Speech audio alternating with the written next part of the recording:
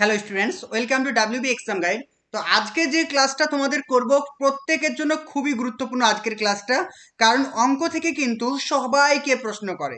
এখানে অঙ্ক বলতে এখানে গ্র্যাজুয়েশন লেভেল নয়, বেসিক লেভেল, যেটা কিন্তু প্রত্যেকটা ক্যান্ডিডেটকে মানে ইন্টারভিউ যারা যাবে প্রত্যেককে এখান থেকে ইন্টারভিউ প্রশ্ন করবে। তাই প্রত্যেকটা জিনিস আমি যেগুলো বলবো একটু ভালো করে পড়বে। আশা করছি প্রত্যেকের কিন্তু এই সমস্ত জিনিসগুলো কভার হয়ে যাবে। ওকে, দেখো তাহলে প্রথম প্রশ্ন আমরা দেখব। প্রথম প্রশ্ন বলছে সংখ্যা রেখা কাকে বলে। ইন্টারভিউ প্রশ্ন, সংখ্যা রেখা কাকে বলে। আমরা জানি যে সংখ্যা কি, অঙ্ক কি, একটু পরেই আমরা জানবো, কিন্তু প্রথমে জানবো যে সংখ্যা রেখা কাকে বলে।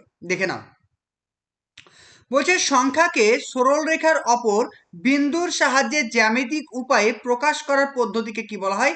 সংখ্যা রেখা। একদম সংজ্ঞাটা সুন্দর করে মনে রেখে দাও। বলছে সংখ্যাকে যখন আমরা সরল রেখার ওপরে জ্যামিতিক উপায়ে প্রকাশ করব তখন তাকে আমরা কি বলবো? সংখ্যা রেখা। এটি একটি সরল রেখা যা দুই দিকে অসীম পর্যন্ত বিস্তৃত। সংখ্যা রেখা কি একটা সরল রেখা, মানে এইরকম এইরকম, এইদিকে চলে যাবে অসীম পর্যন্ত এদিকে। এবার কি বলছে? শূন্যের ডান দিকে থাকে কি? ধনাত্মক সংখ্যা, মানে মিডিলে থাকবে কি? শূন্য। এর মিডিলে কি থাকবে? মিডিলে থাকবে শূন্য, মানে জিরো। এর মিডিলে থাকবে জিরো। এবার জিরোর যেটা ডান দিক, এখানে এরকম দাগ থাকবে এরকম। ঠিক আছে, এইগুলো এটাকে হলো এক, এটাকে দুই, এটাকে তিন, এটা চার, এটা পাঁচ, এইভাবে চলতে থাকবে। আর শূন্যর বাম দিকের ঘরগুলোকে কি বলবো? এইভাবে ঘর থাকবে। এগুলোকে আমরা বলবো -1, -2, -3, -4, এরকম। বুঝতে পেরেছো? এইটাকে আমরা কি বলবো? সংখ্যা রেখা বলবো। তাহলে ইন্টারভিউ যদি জিজ্ঞেস করে সংখ্যা রেখা কাকে বলে, তাহলে কি হবে আনসার? যখন কোনো সংখ্যাকে বা যখন আমরা সংখ্যাকে জ্যামিতিক উপায়ে সরল রেখার মাধ্যমে প্রকাশ করি তখন তাকে আমরা কি বলবো? সংখ্যা রেখা বলবো। সংখ্যা রেখার মিডিলে থাকে শূন্য, সংখ্যা রেখার ডান দিকের সংখ্যাগুলি হয় ধনাত্মক, আর সংখ্যা রেখার বাম দিকের সংখ্যাগুলি হয় ঋণাত্মক। Is it clear? চলো নেক্সট দেখো, বলছে শূন্য ধনাত্মক সংখ্যা না ঋণাত্মক সংখ্যা? খুব একটা প্রশ্ন। শূন্য ধনাত্মক সংখ্যা না ঋণাত্মক সংখ্যা? শূন্য ধনাত্মকও বলবো না, আবার ঋণাত্মক সংখ্যা আমরা বলবো না। নেক্সট কোশ্চেন, অঙ্ক বলতে আপনি কি বোঝেন? ইন্টারভিউ প্রশ্ন, অঙ্ক বলতে তুমি কি বোঝো? বলছে গণিতে 0 থেকে 9 পর্যন্ত মোট 10টি প্রতীকের দ্বারা সমস্ত সংখ্যাকে প্রকাশ করা হয়। এই প্রতীকগুলিকে বলা হয় কি? অঙ্ক। তাহলে কি বলছে? অঙ্ক বলতে কি বোঝায়? গণিতে 0 থেকে 9 পর্যন্ত মোট 10টি প্রতীকের দ্বারা সমস্ত সংখ্যাকে প্রকাশ করা হয়, এইগুলিকে কি বলা হয়? অঙ্ক বলা হয়। বুঝতে পেরেছো? তাহলে অঙ্ক কোনগুলো? 0 থেকে 9 পর্যন্ত যে ডিজিট গুলো রয়েছে সেগুলো বাংলাতে আমরা বলবো কি? অঙ্ক। ওকে, চলো নেক্সট কোশ্চেন দেখো। পরের প্রশ্ন, চলো পরের প্রশ্ন বলছে সমস্ত সমস্ত অঙ্ক সংখ্যা, আবার সমস্ত সংখ্যা অঙ্ক, কোন কথাটি সঠিক? তোমাকে ইন্টারভিউ একটা প্রশ্ন করলো যে আচ্ছা বলুন তো, সমস্ত অঙ্ক হচ্ছে সংখ্যা, কিন্তু সমস্ত সংখ্যা কি অঙ্ক?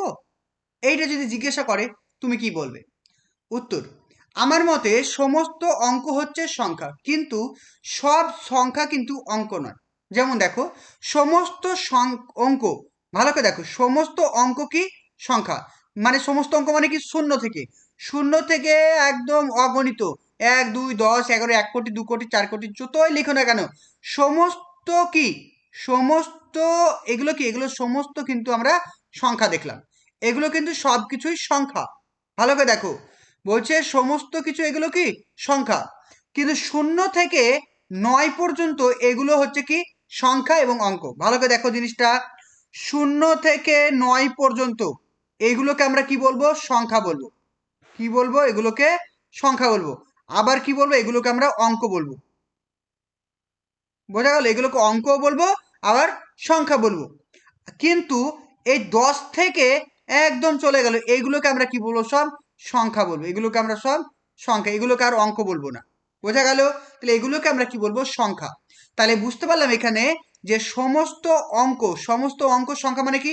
9 যেমন অঙ্ক, 9 তেমন সংখ্যা, 7 যেমন অঙ্ক, 7 তেমন সংখ্যা। তাহলে সমস্ত অঙ্ক কিন্তু সংখ্যা, কিন্তু সমস্ত সংখ্যা অঙ্ক নয়। যেমন 12 একটা সংখ্যা, এ কিন্তু অঙ্ক নয়। বুঝতে পেরেছো? নেক্সট, সংখ্যা পদ্ধতির ভিত্তি কাকে বলা হয়? বলছে কোন সংখ্যা পদ্ধতিতে যতগুলি অঙ্ক ব্যবহার করা হয় তাকে বলছে সেই সংখ্যার ভিত্তি। তাহলে কোনো একটা সংখ্যা পদ্ধতিতে যতগুলি সংখ্যা ব্যবহার করা হয় তাকে কি বলছে, সেই সংখ্যার ভিত্তি। ইন্টারভিউ জিজ্ঞাসা করা প্রশ্ন, বাইনারি সংখ্যা পদ্ধতির ভিত্তি কত? বাইনারিতে হচ্ছে 2। বাইনারি সংখ্যা পদ্ধতির ভিত্তি কত? 2। নেক্সট বলছে, বাইনারি সংখ্যা পদ্ধতিতে কোন দুটি অঙ্ক ব্যবহার করা হয়? একটা শূন্য ব্যবহার করা হয় আর একটা 1 ব্যবহার করা হয়। নেক্সট, অক্টাল সংখ্যা পদ্ধতি কি? অক্টাল সংখ্যা পদ্ধতিতে 8টি রয়েছে। কটি রয়েছে? 8টি। 0 থেকে 7 পর্যন্ত সংখ্যা। নেক্সট দেখো, হেক্সাডেসিমাল সংখ্যা পদ্ধতি কি? হেক্সাডেসিমালে কি রয়েছে? 16 পর্যন্ত, অর্থাৎ 0 থেকে 9 পর্যন্ত রয়েছে। আর কি রয়েছে? এ থেকে এফ পর্যন্ত রয়েছে, মানে 0 থেকে 9 রয়েছে আর তার সঙ্গে এ থেকে এফ পর্যন্ত রয়েছে। ইন্টারভিউর জন্য প্রস্তুতি নিতে চাইছো, আমাদের ডাব্লিউবি এক্সাম গাইডের সমস্ত নোটসপত্র রেডি রয়েছে। তো তোমরা চাইলে সেগুলোকে পারচেস করে সামান্য অর্থের বিনিময়ে সেগুলো তোমরা কিনে পড়তে পারবে। এখানে প্রত্যেকটা ফোল্ডার দেওয়া আছে, দেখতে পাচ্ছ, আদার্স, ইংরেজি, গণিত, শ্রেণী বই, ভূগোল, বাংলা, ডিএলএড বই, সহজ পাঠ, প্রিভিয়াস ইয়ার কোশ্চিন এবং সমস্ত জেলা এবং প্রত্যেকটা টপিক, অর্থাৎ যার যে সাবজেক্টে অনার্স। এখানে দেখতে পাচ্ছ অনার্স বলে একটা পিডিএফ দেওয়া আছে, দেখতে পাবে তোমরা এখানে। এখানে রয়েছে অ্যাকচুয়ালি, এই দেখো অনার্স সাবজেক্ট। এই অনার্স সাবজেক্ট মানে এখানে যার যে সাবজেক্টে অনার্স সমস্ত কিছু পিডিএফ কিন্তু দেওয়া আছে। তো তোমরা যদি আমাদের পিডিএফগুলো পারচেস করতে চাও অবশ্যই আমাকে এসএমএস করবে। এখানে প্রিভিয়াস ইয়ার কোশ্চেন যদি ক্লিক করো, জাস্ট ক্লিক করার সঙ্গে সঙ্গে এখানে দেখবে প্রচুর পিডিএফ তোমাদের ওপেন হয়ে যাবে। তারপরে যদি চলে আসো এখানে বাংলাতে যদি ওপেন করো, যাদের বাংলাতে অনার্স তাদের এখানে বাংলা সাহিত্যের ইতিহাস রয়েছে, গ্রামার রয়েছে। তাছাড়া যদি চলে আসি আমরা ইংরেজিতে যাদের অনার্স তারা যদি এখানে ক্লিক করো, এখানে প্রত্যেকটা ইংরেজি সাহিত্য, মানে ইংরেজি সাহিত্য থেকে কী কী প্রশ্ন আসবে সব কিছু দেওয়া আছে। এছাড়াও যদি আমরা শ্রেণী বইয়ে ক্লিক করি, অর্থাৎ এখানে দেখতে পাবো আমাদের শ্রেণীতে যে সমস্ত বইগুলো রয়েছে সেই বইগুলোর ভেতর থেকে কী কী প্রশ্ন করবে সব কিছু সুন্দর করে রাখা আছে। আবার যদি আদার্সে ক্লিক করি, এখানে আমাদের যে ফোল্ডারটা ওপেন হবে, জাতীয় সঙ্গীত, জাতীয় গান, জাতীয় পতাকা, এনসিইআরটি, সমস্ত কিছু, West Bengal board of primary education, model school, মানে এ থেকে জেড পর্যন্ত ইন্টারভিউর জন্য যা যা দরকার, ন্যাশনাল এডুকেশন পলিসি, সব কিছু তোমাদের কভার করা আছে, প্রত্যেকটা জিনিস। গণিত, অঙ্ক থেকে যাদের যে সাবজেক্ট অনার্স আছে, এছাড়াও গণিত থেকে যে যে প্রশ্নগুলো করবে সব কিছু দেওয়া আছে। তো তোমরা ভূগোল বা পরিবেশ থেকে যা যা পড়তে হবে সব কিছু এখানে দেওয়া আছে, তোমরা ইজিলি কিন্তু সমস্ত কিছু পড়তে পারবে, ঠিক আছে, যেগুলো কিন্তু ইন্টারভিউর জন্য তোমাদের খুবই গুরুত্বপূর্ণ। স্ক্রিনে দেওয়া নাম্বারে কন্ট্যাক্ট করো, পিডিএফগুলোকে কিনে নাও, ভালো করে মন দিয়ে পড়াশোনা করো। চলো নেক্সট কোশ্চেন, স্থানীয় মান বা প্লেস ভ্যালু কাকে বলছে? কোন সংখ্যায় প্রতিটি অঙ্ক তার অবস্থান অনুযায়ী যে মান প্রকাশ করে তাকে বলছে স্থানীয় মান। যেমন একটা সংখ্যা লেখা আছে দেখো, 5247, মানে 5247। এখানে এই সংখ্যায় 5-এর স্থানীয় মান কত হবে? এই সংখ্যায় 5-এর স্থানীয় মান হচ্ছে কত আমাদের? 5000। দেখো এখানে 5-এর স্থানীয় মান কত? 5-এর স্থানীয় মান আমরা পেলাম কত? 5000 পেলাম, তাই না? তাহলে ধরো একটা সংখ্যা বললো 3 4 3 7, এখানে 4-এর স্থানীয় মান কত হবে? 4 হবে, আর দুটো শূন্য হবে, 400 হবে। বুঝতে পেরেছো? চলো নেক্সট দেখো, প্রকৃত মান কাকে বলা হয়? কোনো অঙ্কের নিজস্ব মানকে কি বলবো আমরা? প্রকৃত মান বলবো। যেমন দেখো 5247, এখানে 5-এর প্রকৃত মান কত হবে? 5। 5-এর প্রকৃত মান কত হবে? 5। নেক্সট, বাস্তব সংখ্যা কাকে বলে? শূন্য সহ সমস্ত ধনাত্মক ও ঋণাত্মক সংখ্যাকে কি বলা হয়? বাস্তব সংখ্যা বলা হয়। মূলদ ও অমূলদ সমস্ত সংখ্যাকে আমরা কি বলবো? বাস্তব সংখ্যা বলবো। মনে থাকবে সবার? যেমন ধরো তোমাকে ইন্টারভিউ জিজ্ঞেস করলো √3, এটা কি ধরনের সংখ্যা? এটা কি বাস্তব সংখ্যা? অবশ্যই এটা বাস্তব সংখ্যা, কারণ বলেছি মূলদ অমূলদ, কারণ √3 কি? এটা অমূলদ। পাই, এই পাইটা কি? পাইটা হচ্ছে অমূলদ সংখ্যা, আমরা জানি পাইটা অমূলদ, তাহলে পাইটা কি হবে? বাস্তব সংখ্যা। শূন্য মূলদ না অমূলদ? অবশ্যই শূন্য হচ্ছে একটি মূলদ সংখ্যা এবং একটি বাস্তব সংখ্যা। মনে থাকবে? চলো নেক্সট দেখো, বলছে মূলদ সংখ্যা কাকে বলে? যে সমস্ত সংখ্যাকে p/q আকারে প্রকাশ করা যায় এবং q নট ইজিক্যাল টু 0 তাদেরকে কি বলা হয়? মূলদ সংখ্যা। যেমন ধরো 1/3, 1/2 মূলদ সংখ্যা, 3/4 মূলদ সংখ্যা, 1 মূলদ সংখ্যা কারণ 1-এর নিচে 1 আছে, 0 মূলদ সংখ্যা কারণ 0 নিচে 1 আছে। বুঝতে পেরেছো? তাহলে এগুলো সব কিন্তু মূলদ সংখ্যা। নেক্সট দেখো, অমূলদ সংখ্যা কাকে বলে? যে সমস্ত সংখ্যাকে p/q আকারে প্রকাশ করা যায় না তাদের কি বলা হয়? অমূলদ সংখ্যা। যেমন √2 অমূলদ সংখ্যা, পাই অমূলদ সংখ্যা। তারপর আমি বললাম যে ধরো √5 অমূলদ সংখ্যা, কিন্তু √4 এটা মূলদ সংখ্যা, কারণ √4 কে ভাঙলে কি পাবো, 2 পাবো, মূলদ সংখ্যা। বুঝতে পেরেছো? ক্লিয়ার? চলো নেক্সট কোশ্চেন দেখো। পরের প্রশ্ন, পূর্ণ সংখ্যা কাকে বলে? শূন্য সহ সমস্ত ধনাত্মক ও ঋণাত্মক সংখ্যাকে আমরা কি বলবো? পূর্ণ সংখ্যা, যেটাকে বলা হয় ইন্টিজার। মনে থাকবে, শূন্য মানে শূন্য সহ সমস্ত ধনাত্মক ও ঋণাত্মক সংখ্যাকে আমরা কি বলবো? পূর্ণ সংখ্যা বলবো। নেক্সট দেখো, অখণ্ড সংখ্যা। অখণ্ড সংখ্যা কোনগুলো? শূন্য সহ সমস্ত ধনাত্মক পূর্ণ সংখ্যাকে আমরা কি বলবো? অখণ্ড সংখ্যা। মানে 0, 1, 2, 3 এগুলো সবগুলোকে আমরা কি বলবো? অখণ্ড সংখ্যা। কিন্তু -5 এটাকে আমরা কি অখণ্ড সংখ্যা বলবো? একদমই বলবো না। তারপর জিজ্ঞেস করলো -6 এটা কি অখণ্ড সংখ্যা বলবো? একদম বলবো না। -1 অখণ্ড সংখ্যা? একদমই নয়। তাহলে অখণ্ড সংখ্যা কোনগুলো? শূন্য থেকে যেগুলো এদিকে যাবে, মানে 1, 2, 3, 4 করে যা যাবে সবগুলোকে আমরা কি বলবো? অখণ্ড সংখ্যা। চলো নেক্সট দেখো। নেক্সট প্রশ্ন বলছে, স্বাভাবিক সংখ্যা কাকে বলে বা ন্যাচারাল নাম্বার কাকে বলে? বলছে শূন্য অপেক্ষা বড় সমস্ত পূর্ণ সংখ্যাকে বলছে স্বাভাবিক সংখ্যা। তাহলে শূন্য কি স্বাভাবিক সংখ্যার মধ্যে পড়বে? একদমই কিন্তু পড়বে না। তাহলে শূন্যকে আমরা কিন্তু স্বাভাবিক সংখ্যা বলবো না, শূন্যকে আমরা কিন্তু ন্যাচারাল নাম্বার কিন্তু বলবো না। মনে থাকে যেন, নট। তাহলে শূন্যকে আমরা কখনো ন্যাচারাল নাম্বার বলবো না বা স্বাভাবিক সংখ্যা বলবো না, কারণ শূন্য থেকে যারা বড় 1, 2, 3, 4 সব কিন্তু স্বাভাবিক সংখ্যা। চলো নেক্সট দেখো, ভগ্নাংশ কাকে বলে? ভগ্নাংশ বলছে কোন পরিমাণকে সমান অংশ ভাগ করে তার একটি বা একাধিক অংশে প্রকাশ করাকে কি বলছে? ভগ্নাংশ বলছে। তাহলে কি বলছে? কোন পরিমাণকে সমান অংশে ভাগ করে তার একটি বা একাধিক অংশকে প্রকাশ করা। যেমন জিনিসটা বোঝো, ধরা গেল একটা বড় কেক আছে, এটাকে আমি 5টা সমানভাবে ভাগ করলাম। ধরো 4টে ভাগ করলাম, 1টা 2টো 3টে 4টে ভাগ করলাম। এবার কি করলাম? তার একটি বা একাধিক অংশকে প্রকাশ করা। আমি কি ভাগ করব? ধরো একটা অংশকে প্রকাশ করলাম, মানে 1/4, বা আমি একাধিক মানে 3/4। তাহলে এটাকে বলছে ভগ্নাংশ। তাহলে ভগ্নাংশ কাকে বলছে? কোন পরিমাণকে সমান অংশে ভাগ করে তার একটি বা একাধিক অংশকে প্রকাশ করাকে কি বলছে? ভগ্নাংশ বলছে। নেক্সট, ভগ্নাংশের কয়টি অংশ রয়েছে? ভগ্নাংশের 2টি অংশ রয়েছে, একটাকে বলা হয় লব আর একটাকে বলা হয় হর। তাহলে ওপরে যেটা থাকে সেটাকে বলবো আমরা লব, আর ওপরে যেটা থাকে সেটাকে বলবো লব, আর নিচে যেটা থাকে সেটাকে আমরা বলবো কি? হর। বোঝা গেল? ক্লিয়ার?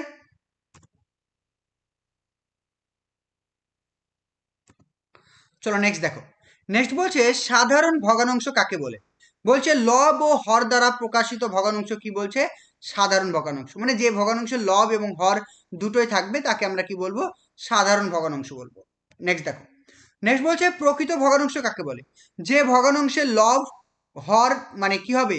লব হরের থেকে ছোট হবে তাকে আমরা কি বলবো? প্রকৃত ভগ্নাংশ। মানে এর মান সর্বদা কি হবে? 1-এর থেকে কম। ধরো 2/3, এটা হচ্ছে প্রকৃত ভগ্নাংশ, কারণ হরের থেকে লব কিন্তু কি হবে? সবসময় ছোট হবে। অপ্রকৃত ভগ্নাংশ কাকে বলে? যে ভগ্নাংশের লব হর অপেক্ষা বড় তাকে বলছে অপ্রকৃত ভগ্নাংশ। যেমন 3/2, এটা হচ্ছে কি? অপ্রকৃত ভগ্নাংশ। এর মান সর্বদা 1-এর থেকে বেশি হবে। নেক্সট দেখো, মিশ্র ভগ্নাংশ কাকে বলে? পূর্ণ সংখ্যা ও প্রকৃত ভগ্নাংশের সমন্বয়ে গঠিত ভগ্নাংশ কি বলবো আমরা? মিশ্র ভগ্নাংশ বলবো। যেমন ধরো একটা উদাহরণ, 2 × 1/2। তাহলে দেখো 2 এটা একটা পূর্ণ সংখ্যা আছে, আর তার সঙ্গে কি আছে? একটা প্রকৃত ভগ্নাংশ, মানে 1/3 আছে। তাহলে যখন কোনো ভগ্নাংশে একটি পূর্ণ সংখ্যা এবং একটি প্রকৃত সংখ্যা যুক্ত থাকবে, প্রকৃত ভগ্নাংশ যুক্ত থাকবে, তাকে আমরা কি বলবো? প্রকৃত ভগ্নাংশ বলবো। মনে থাকবে? চলো নেক্সট দেখো।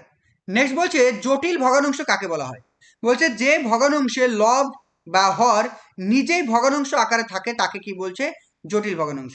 যেমন দেখো, আমরা একটা ভগ্নাংশ লিখলাম 2/3, এটা একটা সামান্য ভগ্নাংশ বা সাধারণ ভগ্নাংশ। এবার জটিল ভগ্নাংশ কোনগুলো? ধরো আমি লিখলাম কি?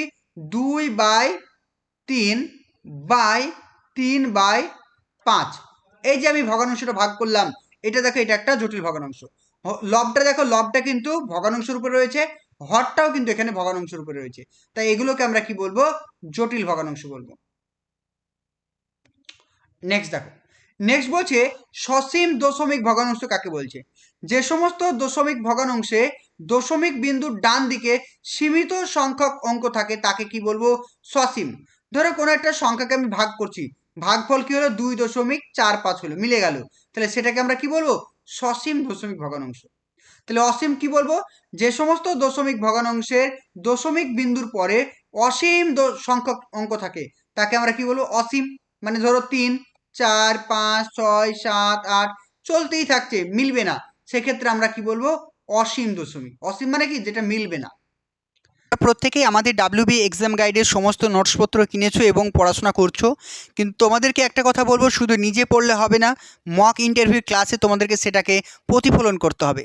তাই তোমাদের প্রিপারেশন কতটা সঠিক হয়েছে সেটা দেখার জন্য আমাদের প্রাইমারি ইন্টারভিউয়ের জন্য একটা নতুন কোর্স চালু হচ্ছে, যেখানে আমাদের অভিজ্ঞ শিক্ষক বা শিক্ষিকারা রয়েছেন, যারা কিন্তু প্রতিনিয়ত তোমাদেরকে ডেমো প্র্যাকটিস করাবেন, তোমাদের মক ইন্টারভিউ নেবে, যেটা কিন্তু তোমাদের সম্পূর্ণ ইন্টারভিউ যেমনভাবে হবে ঠিক সেইভাবেই কিন্তু তোমাদেরকে প্র্যাকটিস করানো হবে। তো তোমরা যারা আমাদের সঙ্গে মক ইন্টারভিউ ক্লাস করতে চাইছো অনলাইনে, ক্লাসটা অনলাইন গুগল মিটে হবে, তো তোমরা যদি মক ইন্টারভিউ ক্লাস করতে চাও অবশ্যই স্ক্রিনে দেওয়া নাম্বারে আমাদের সঙ্গে যোগাযোগ করো। সেখানে খুবই অল্প ফিস রয়েছে, অ্যাডমিশন নাও, কারণ সুযোগ একবারই আসে, এই সুযোগটাকে মিস করো না।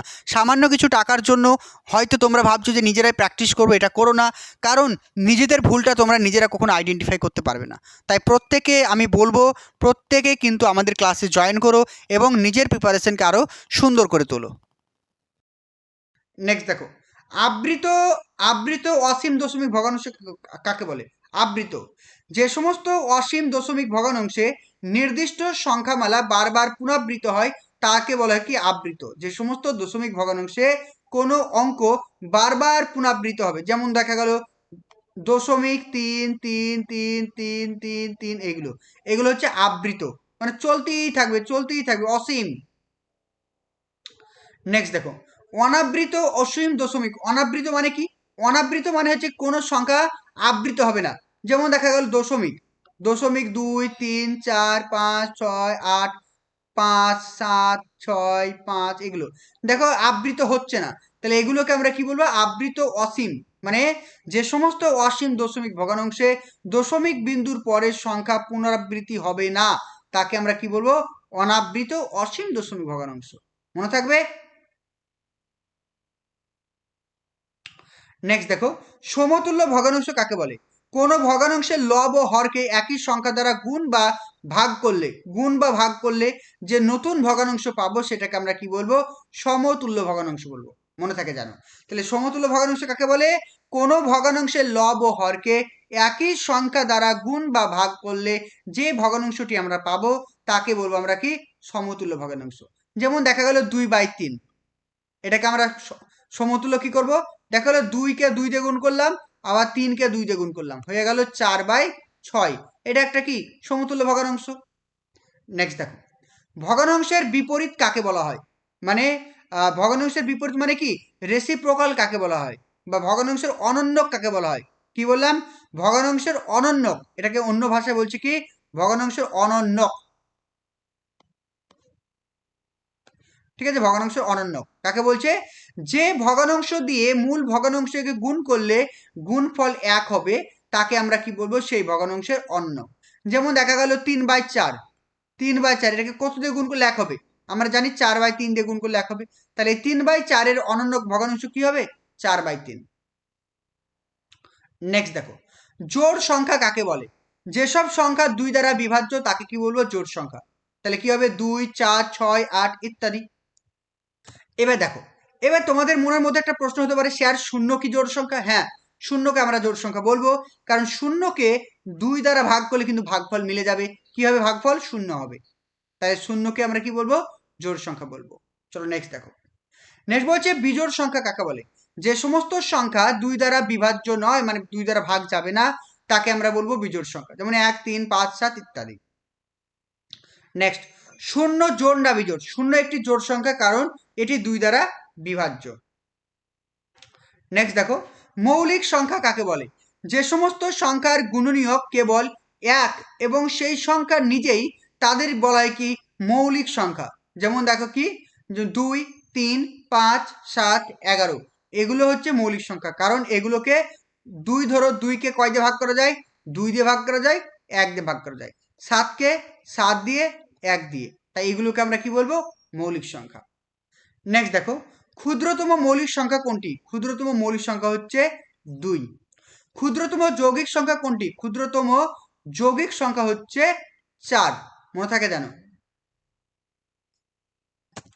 চলো নেক্সট দেখো, নেক্সট বলছে যমজ মৌলিক সংখ্যা কাকে বলা হয়? যমজ মৌলিক সংখ্যা কাকে বলা হয়? বলছে দুটি মৌলিক সংখ্যার পার্থক্য যদি 2 হয় তবে তাদেরকে আমরা কি বলবো? যমজ মৌলিক সংখ্যা। যেমন দেখো 3 আর 5 বিয়োগ করলে কত হবে? 2 হবে। তারপর দেখো 5 7 বিয়োগ করলে কত হবে? 2 হবে। 11 13 বিয়োগ করলে কত হবে? 2 হবে। তারপর দেখো 17 19 বিয়োগ করলে কত হবে? 2 হবে। তাহলে যখন দুটি মৌলিক সংখ্যার বিয়োগফল কি হবে? 2 হবে, তাকে আমরা কি বলবো? মৌলিক সংখ্যা বলবো। মনে থাকবে সবার? আর একটা বলি তো, 29 29 আর 31 যদি বিয়োগ করি কত হবে? 2 হবে। তাহলে এগুলোকে আমরা কি বলবো? মৌলিক যমজ মৌলিক সংখ্যা বলবো। ইন্টারভিউ করা প্রশ্ন, ঠিক আছে? চলো নেক্সট বলছে পারফেক্ট নাম্বার কাকে বলে বা নিখুঁত সংখ্যা কাকে বলে? কোন পূর্ণ সংখ্যার সমস্ত গুণনীয়ক নিজেরটাকে বাদ দিয়ে যদি যোগ করি সেই সংখ্যাটাকে পাবো, তখন তাকে আমরা বলবো নিখুঁত সংখ্যা। তাহলে কি বলছে? কোন একটি সংখ্যার মানে বলছে কোন একটি সংখ্যার নিজস্ব মানকে বাদ দিয়ে অন্য গুণনীয়কগুলো যদি যোগ করি, আমরা যদি সেই সংখ্যাটিকে পাই, তাকে আমরা কি বলবো? নিখুঁত সংখ্যা। যেমন দেখো 6, 6-এর গুণনীয়ক কি হয় বলো তো? 1 2 3 আর 6, এগুলো হচ্ছে 6-এর গুণনীয়ক, তাই তো? এবার কি বলছে? নিজেরটাকে বাদ দিয়ে 6টাকে বাদ দিয়ে দাও, বাকি থাকলো কি 1 2 3, যোগ করো, দেখো 6 পেয়ে গেলাম। তাহলে এটা 6 কি? 6 হচ্ছে একটা পারফেক্ট নাম্বার, মনে থাকবে? চলো নেক্সট দেখো, এবার অতিরিক্ত কিছু ইম্পর্টেন্ট তথ্য।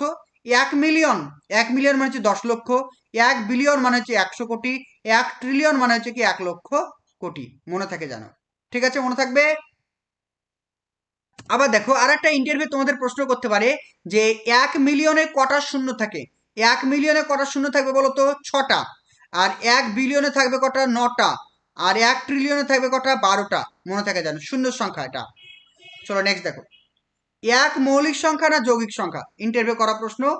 এক মৌলিক সংখ্যাও নয়, যৌগিক সংখ্যা নয়, কারণ এর গুণনীয়ক শুধুমাত্র 1। কারণ মৌলিক সংখ্যার সংজ্ঞা কি? মৌলিক সংখ্যার সংজ্ঞা হচ্ছে মিনিমাম গুণনীয়ক 2টো থাকতে হবে, বুঝতে পেরেছো? চলো নেক্সট দেখো, নেক্সট বলছে শূন্য মৌলিক না যৌগিক? ইম্পর্টেন্ট। শূন্য কোনো মৌলিকও নয় আর যৌগিকও নয়, এটা ইম্পর্টেন্ট, মাথায় রাখবে। শূন্য যেমন মৌলিকও নয় যৌগিকও নয়, ঠিক তেমনি 1 কিন্তু কোনো মৌলিকও নয় আবার কিন্তু যৌগিকও নয়। নেক্সট দেখো, গুণনীয়ক কাকে বলে?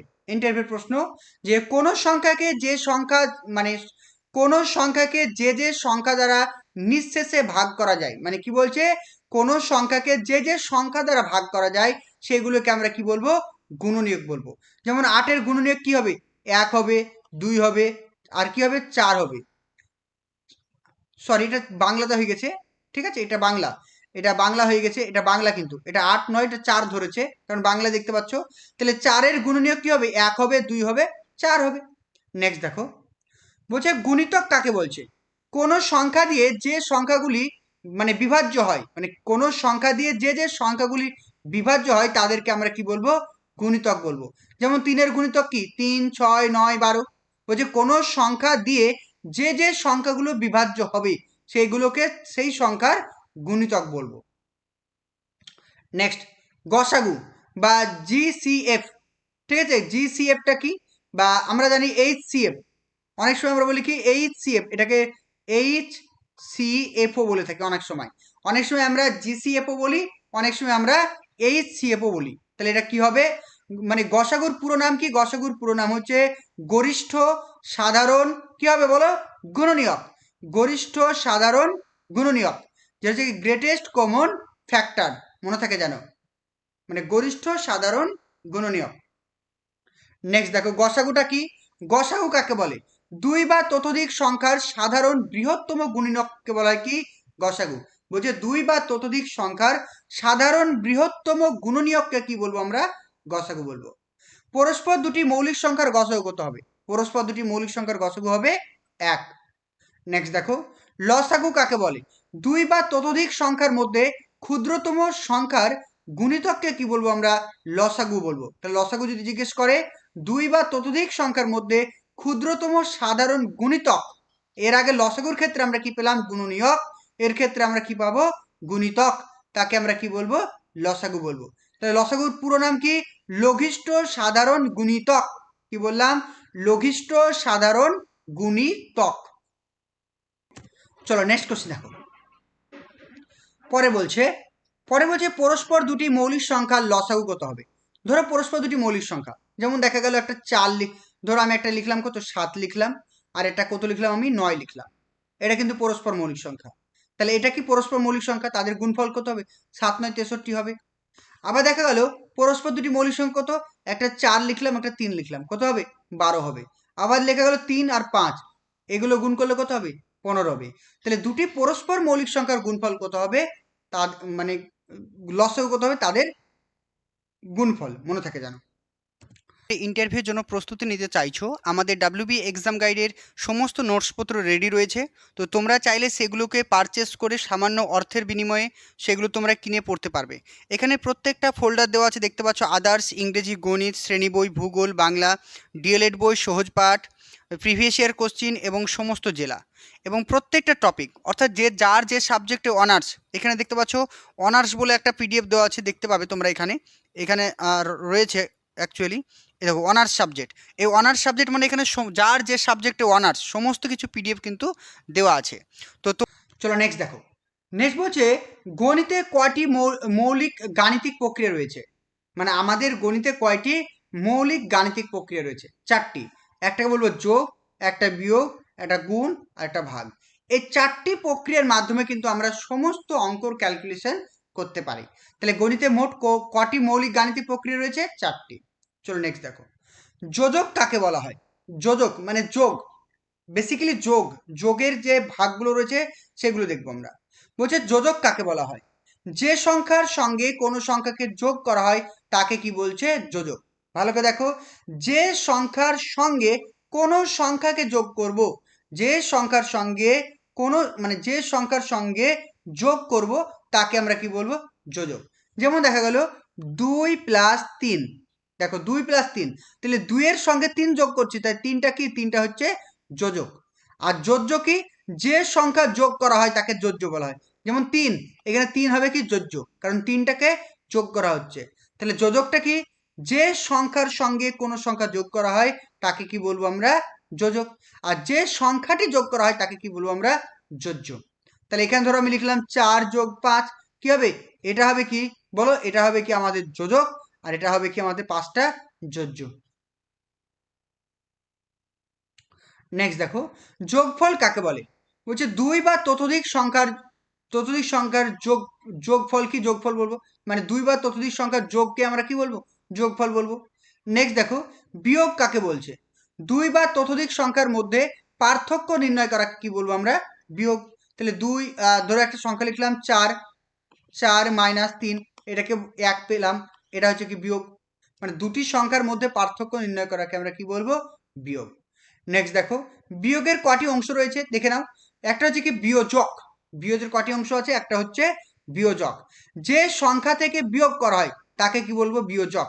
যেমন দেখো 6 - 2, এই 6টাকে আমরা কি বলবো? বিয়োজক। 6টাকে আমরা কি বলবো? বিয়োজক। আর 2টাকে আমরা কি বলবো? বিয়োজ্য। বিয়োজ্য মনে থাকে জানো। চলো নেক্সট দেখো। তাহলে বুঝতে পারলে 6টাকে আমরা কি বলবো? বিয়োজক বলবো, আর 2টাকে আমরা বলবো কি? বিয়োজ্য। দেখো লেখা আছে যে সংখ্যা বিয়োগ করা হয় তাকে কি বলবো আমরা? বিয়োজ্য বলবো। চলো নেক্সট দেখো। তাহলে আমরা বিয়োগের কটি অংশ পেলাম বলতো? বিয়োগের আমরা 3টি অংশ পাবো। কটি অংশ? 3টি। একটা হচ্ছে কি? বিয়োগ ফল। ভালো করে বোঝো, বিয়োগের 3টি অংশ। একটা হচ্ছে বিয়োগ ফল, একটা হচ্ছে কি? বিয়োজক, আর একটা হচ্ছে কি? বিয়োজ্য। আমি একটা উদাহরণ দিই, তাহলে বুঝতে পারবে জিনিসটা, আরো ক্লিয়ার করে বুঝিয়ে দিচ্ছি। দেখো ধরো লিখলাম 6, 6 - 4 = 2। এই 6টাকে আমরা কি বলবো? এটাকে 6টাকে বলবো আমরা কি? বিয়োজ্য। আর এই 4টাকে আমরা কি বলবো? বিয়োজ্য। আর এই 2টাকে আমরা কি বলবো? বিয়োগফল। বুঝতে পেরেছো? চলো নেক্সট দেখো। নেক্সট বলছে গুণ কাকে বলে? একই সংখ্যাকে বারবার যোগ করার সংক্ষিপ্ত পদ্ধতিকে কি বলবো আমরা? গুণ বলবো। তাহলে এই গুণেরও কিছু অংশ রয়েছে, নিশ্চয়ই গুণেরও 3টি অংশ থাকবে। কি কি দেখে নাও। একটাকে বলবো গুণ্য। গুণ্যটা কি? যে সংখ্যাটিকে গুণ করা হয় তাকে কি বলবো? গুণ্য। ভালো করে দেখো, যে সংখ্যাটিকে গুণ করা হয়, যেমন ধরো আমি লিখলাম 4 গুণিত 5, কত হবে? 20 হবে, আমরা জানি। তাহলে যে সংখ্যাটিকে গুণ করা হচ্ছে, কাকে গুণ করা হচ্ছে? 4 কে গুণ করা হচ্ছে। তাহলে গুণ্য কে হবে? গুণ্য হবে 4। আর গুণক কোনটি? যে সংখ্যাটির দ্বারা গুণ করা হচ্ছে তাকে বলবো আমরা গুণক। যেমন 5, 5 হচ্ছে গুণক। আর গুণফলটা কি? গুণফল হচ্ছে 20। মানে দুই বা ততোধিক সংখ্যাকে যখন গুণ করব, যেটা পাবো সেটাকে আমরা বলবো গুণফল।